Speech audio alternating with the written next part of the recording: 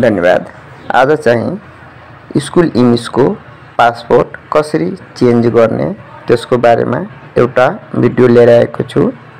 यो नेपाल सरकारद्वारा दिएको इमेज आइडी को लागि सबभन्दा पहिला कुनै एउटा ब्राउजरमा गएर इमेज स्कुल नेपाल भनेर लगइन गर्दाखेरि तपाईसँग यस्तो किसिमको पपअप आउँछ। त्यसमा तपाई यहाँनिर स्क्रिनमा जहाँ माउस घुमिरहेछ त्यो इमेजमा चाहिँ क्लिक गर्दाखेरि तपाईले यस्तो प्रकारको पपअप आउने हो र यो पपअपमा तपाईलाई यहाँ 5 वटा महत्त्वपूर्ण इमेजसँग सम्बन्धित कुरा दिएको छ। अन्तमा लगइन छ। लगइनमा क्लिक गर्दाखेरि तपाईसँग यस्तो किसिमको पपअप खुजेर आउने छ। यसमा तपाई आफ्नो स्कुलको इमेज कोड र पासपोर्ट राख्नु होला। यदि तपाईसँग पासपोर्ट छैन भने स्थानीय सरकारसँग लिनु होला र आफ्नो विद्यालयको इमेज प्रोफाइल तयार गर्नु होला। पासपोर्ट राखिसकेपछि तपाई लगइनमा गएर क्लिक गर्नु होला। क्लिक गरिसकेपछि तपाईसँग स्कुल प्रोफाइल यस्तो खुजेर आउने छ।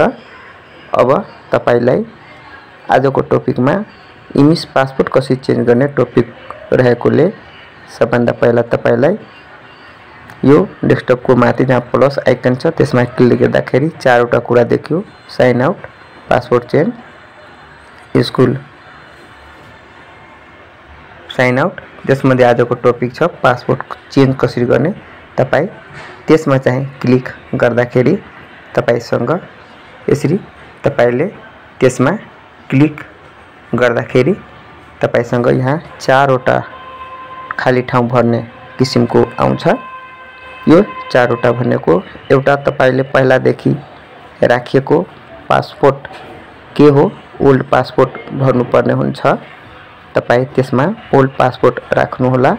तल 2 वटा न्यू पासपोर्ट छ, सेम पासपोर्ट राख्नु होला र 4 वटामा अपडेट छ, त्यो अपडेटमा क्लिक गर्नु होला। मैले आफ्नो स्कुलको पासपोर्ट चेन्ज गर्दै छु र न्यू पासपोर्ट राख्दै छु।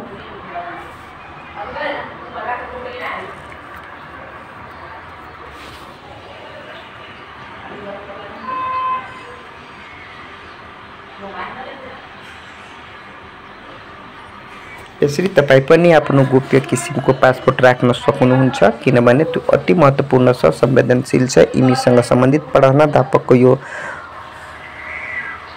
सक्रियतामा यसलाई चेन्ज गर्नुपर्ने हुन्छ। यसरी तपाई आफ्नो स्कुलको पासपोर्ट राखिसकेपछि अपडेटमा क्लिक गर्दाखेरि तपाईसँग इमेजको कोड, इमेजको चाहिँ पासपोर्ट चाहिँ बदल्न सक्नुहुन्छ। यसरी चाहिँ मैले क्लिक गर्दाखेरि पासपोर्ट अपडेट भयो। तपाईलाई यसै ब्राउजरमा खोल्न चाहनुहुन्छ भने सेभमा क्लिक गर्नु होला, छैन भने नेभर गरिदिनु होला। यस प्रकार तपाई चाहिँ इमेजको पासपोर्ट बदल्न सक्नुहुन्छ। तपाईलाई यो भिडियो कस्तो लाग्यो प्रतिक्रिया दिनु होला। यस्तै प्रकारको भिडियोको लागि लाइक र सब्स्क्राइब गरिदिनु होला र यस्तै शिक्षासँग सम्बन्धित र टेक्नोलोजीसँग सम्बन्धित भिडियो पाउनेछु। हस्त, धन्यवाद।